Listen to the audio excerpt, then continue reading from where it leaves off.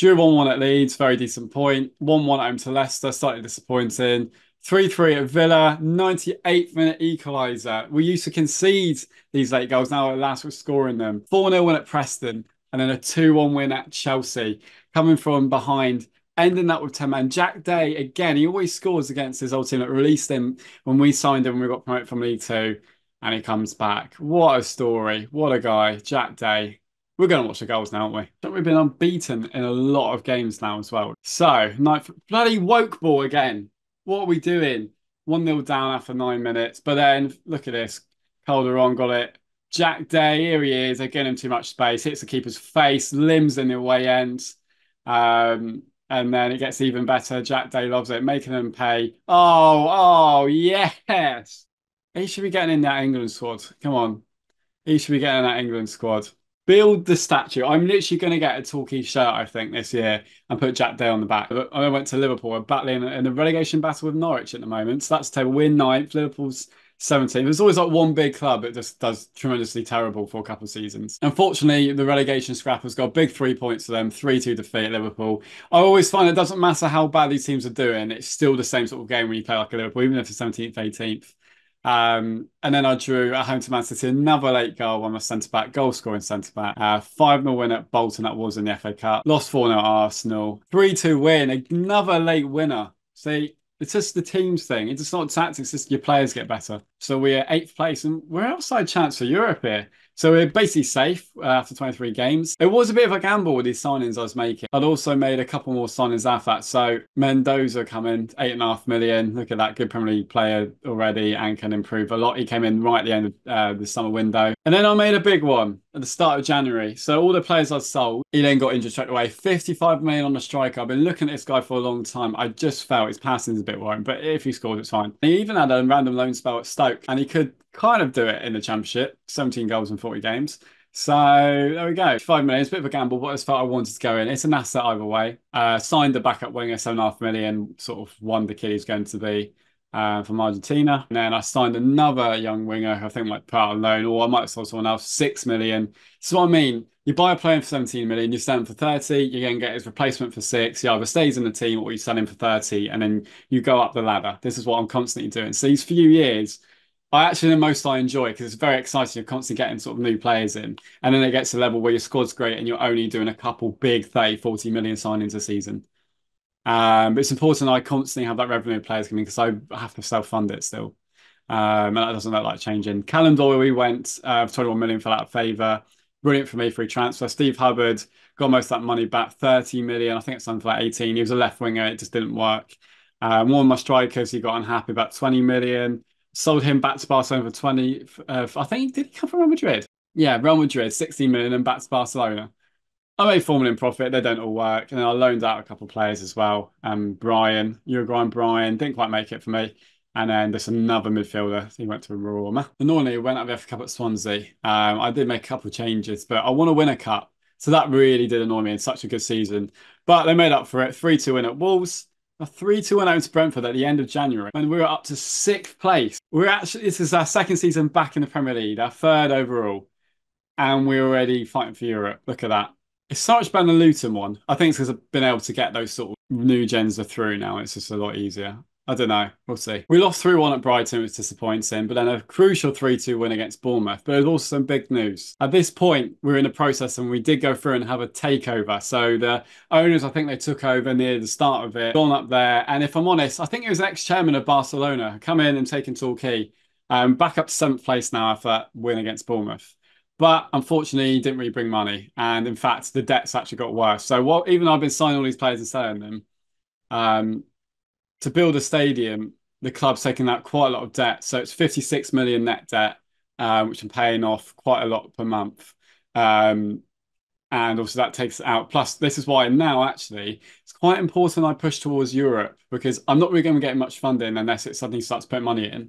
Because he didn't say when he took over. I've got this debt that's going to be coming out. It's nice that I'm getting 21,000 people through the attendance now rather than 6. But I do need to kind of push for Europe, else I'm going to have to be selling big players like every season, which is fine. I'm probably still going to have to do that even if I do get in Europe.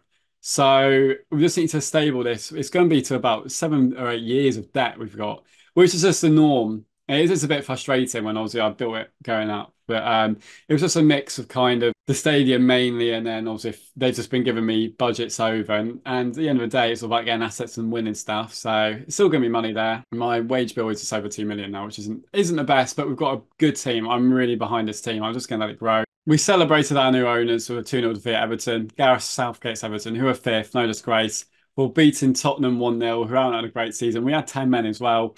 1-0 defeat at Man United is unlucky. Beat Newcastle 3-1, which is mad. Love that. 2-0 win at Norwich. And then a 1-1 draw at home to Leeds. I mean, we have fallen out of European places. We're still in the race. Look, top half this season would be brilliant. Ninth place at the moment. If we get top half, which we're looking forward to doing, that's great. Tottenham and Newcastle and Liverpool now all rising up the division. So it looks like these three are going down though. But yeah, we're at Leicester next, funny enough, at Jamie Vardy Park. And yeah, 5 games to go. We've got an outside chance of Europe. Let's go for it. 1-0 win at Leicester. And then a 3-0 win against Villa. My striker's scoring now, back from injury. My centre-back's always scoring. We've got 3 games to go.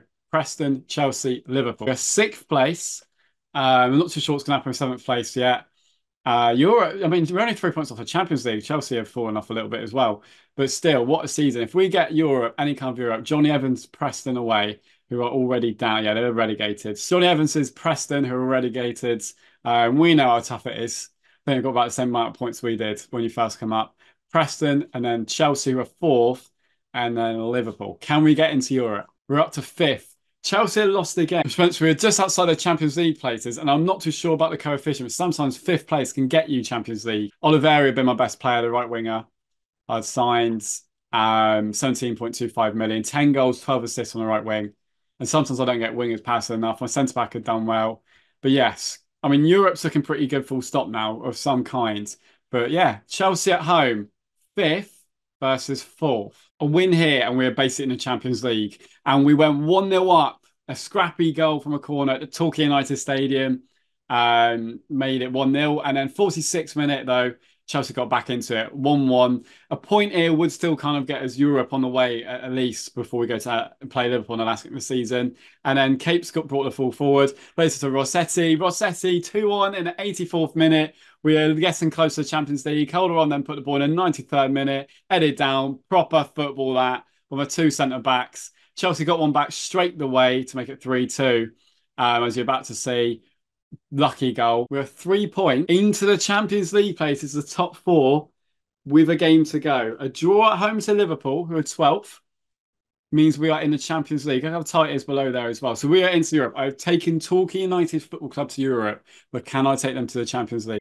We just needed a point, and straight away we're on the front foot. Hurtley got forward. What a finish from a left back I've had for years. I signed from Bristol City at 19 years old, made it 1-0. The Torquay United Stadium was rocking, should be named after me. And then Angel Valencia, who's been, or Angel, has made it 2-0, has been my sort of best striker for the last few years now. We got a cool sort of core players. Frustrating goal to concede. Liverpool made it 2-1. Remember, I just need a point. And then it got even more nervy. In the 75th minute, we then was a bit sloppy. Arthur brought it forward, and then it went 2-2. At this point, Chelsea still drawing. And then the sucker punch. Which way was it going to go? The 80th minute, where we just need a point. Jack Day, the club legend, gets it, brings it forward, and he smashes it past James Trafford. We're going to the Champions League. They got even better in the 90th minute. Duncan Elliott with a crunching tackle. Calderon got it, played it through. Oliveri, 4-2. I've taken Torquay United to the Champions League. This squad of players who I've signed, you know, from the start in a 10th season, 10 seasons it took me to win the Premier League with Luton. But it's taken me 10 seasons to take Torquay from the National League South on minus 10 points right up to the Champions League. And these are the players that got us there. My keeper, signed him 18 million from Preston. He's had 3 brilliant seasons in goal. I remember at the time I wasn't too sure. I just felt like I needed to. Ben Rosier, signed him 4 years ago from Blackburn. Ronnie, what a guy. One of the only defenders. I struggled to get a centre-back, 20 million or something from him. He's grown into the first team. He scored 9 goals in the last 2 seasons as well from set pieces. Jack Rodgers, he's come in this season, been really solid, 29 million from Man City. My scouts wanted me to get him for a long time. He's finally reached his potential. Charlie Hurtley, you know, look at that. So many homegrown players, which is nice as well. I like signing players from the Championship and bringing them through. from Bristol City when we were in a title battle with them. They never got promoted as well since. It's quite sad actually, but they never got promoted. I took them in January. They fell apart, and then yeah, that's for Ashton Gate, which has nothing to do with Man City. It's just a fact Torquay lost the playoff final at Ashton Gate. Um, so yeah, the left back I had for ages. Duncan Elliott, signed him in from Charlton, 3.9 million. He's been very, very good for me for 4 years now. This guy this season, what a player. 32.5 million, played all my games, all 38 games. It's quite rare actually, when on how much you think you like to rotate on FM. 32.5 million from Man United, the ex-Kawasaki man. This player, wow, I've gone for a lot of right wingers and he's been incredible. 11 goals, 12 assists. In the number 10 position, when I went to 4-2-3-1, 7.5 million. He scored 9 goals, 10 assists from number 10. Jack Day. Build the statue. Me, Jack Day at this football club. Honestly, look at that. Another great season now. He's really at the Premier League level. His best season by a mile in the Premier League. My main striker, Ecuadorian Angel, 14 goals and 27 for the national team. We're all getting quite big wages now. 8 goals, not like the best, not the worst, but it's quite a creative role. 8 goals, 6 assists, got a 7 overall. Luke Capes, I'm not too sure if I brought that up. I just needed a solid centre back. Yeah, I signed him at the end of January, 21 million from Real Madrid. Chelsea, signed for Real Madrid, never really played, but looked solid in like the various games he played. 21 million, he's been a great backup so far. Really good on the ball as well. South Korean player, what a guy. Ling Jin Young. 3.3 million, 2 very solid seasons for him now. He started to grow into it as well. What a striker he is. 4 goals and 9 after an injury, 55 million I feel is worth it. 2 great strikers have got his club now. But already I've got such a solid squad. I don't feel I'm going to be out of place playing in the Champions League next season. And for me, I'm just going to grow these players now. There won't be much transfer action going forward. I've got a transfer budget of about 20 million. I've just been getting the one key player here and there. And yeah, so there we are. Thank you for watching this part. Thanks for all the support on TikTok and YouTube as well. So YouTube's my main bit. But the aim of TikTok is to go over to my YouTube channel and watch it. You will be like a season 2 ahead on that, or just sit and watch it on TikTok. I've honestly loved building up a following. So yeah, I upload 2 videos a week on YouTube. I try and do anyway. I've got full-time jobs and many other projects and all that sort of stuff.